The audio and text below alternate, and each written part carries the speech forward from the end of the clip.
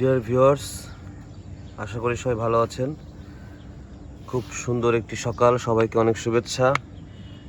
আমি যে ভিডিওটি দেখানোর জন্য আজকে আপনাদের সামনে উপস্থিত হলাম সেটি হচ্ছে যে আপনারা জানেন যে আমি স্কোয়াশ গাছের বীজ দিয়েছিলাম, সেখান থেকে চারা হওয়ার পরে আমি সেটি লাগিয়েছি।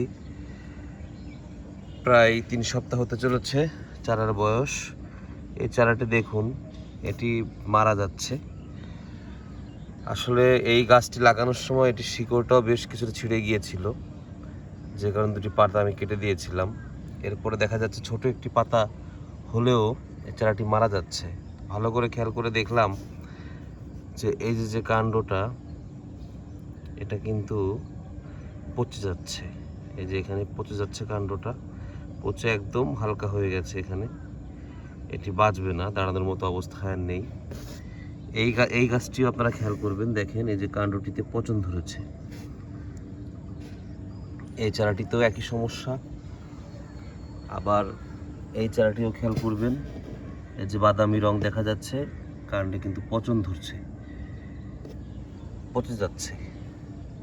তো এই সমস্যাটা আসলে এটা কি সমস্যা? এটি হচ্ছে স্ক্লেরোসিয়াম রফসি নামক এক প্রকার ছত্রাকের আক্রমণ, যেটির কারণে আমরা যে রোগটিকে বলি কাণ্ড পচা রোগ, সেই রোগটি হয়েছে। এর কয়েকটি কারণ আছে। আমি মূলত যেটা মনে করছি সেটি হচ্ছে যে আমি যখন বীজতলায় বীজ দেই, তখন তার আগে বীজটি আসলে সম্পূর্ণভাবে শোধিত করার জন্য যত সময়ে ছত্রাকনাশকে ভিজিয়ে রাখা উচিত ছিল, তুলনামূলক তার চেয়ে কম সময় রাখা হয়েছে। এটি আমি প্রধান কারণ হিসেবে মনে করছি।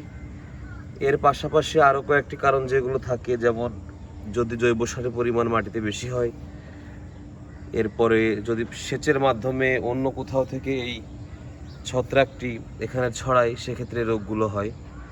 তো এই ক্ষেত্রে এই গাছগুলো আসলে বাঁচানো অনেক কঠিন হয়ে যাবে। আমি তারপরেও যে গাছগুলো একটু ভালো আছে, যেমন এই গাছটি একটু ভালো আছে, তারপরে আবার আরেকটি গাছ লাগিয়েছিলাম, এটাও তুলনামূলক একটু ভালো আছে। আমি এই দুটি গাছকে দেখতে পাচ্ছি একটু তুলনামূলক ভালো আছে। আমি চেষ্টা করব যে এদেরকে আসলে রক্ষা করা যায় কিনা, সেটি কিভাবে কি করব আপনাদের সবাইকে আমি জানাবো। আর বাকি গাছগুলোকে হয়তো বাঁচানো যাবে না। তো এই ক্ষেত্রে আমাদের সতর্কতামূলকভাবে যেটা জরুরি সেটি হচ্ছে যে আমরা বীজতলায় বীজ রোপণের পূর্বে বীজটি ভালোভাবে শোধন করতে হবে। আমাদের ট্রাইকোডার্মা বা বিভিন্ন ছত্রাকনাশক যেগুলো দিয়ে বীজ শোধন করা হয়, আসলে সেখানে দীর্ঘ সময় প্রায় 8, 10 বা 12 ঘন্টা ধরে বীজ শোধন করতে হবে। তা না হলে এই মাটিবাহিত এই ছত্রাকজনিত এই রোগগুলো হওয়ার সম্ভাবনা অনেক বেশি থাকবে। সবাই সঙ্গে থাকবেন। এরপর কি হচ্ছে, কি করব, সবগুলি আপনাদের সঙ্গে শেয়ার করব। আমার চ্যানেলটি সবাই সাবস্ক্রাইব দিয়ে রাখবেন। ধন্যবাদ সবাইকে। আসসালামু আলাইকুম।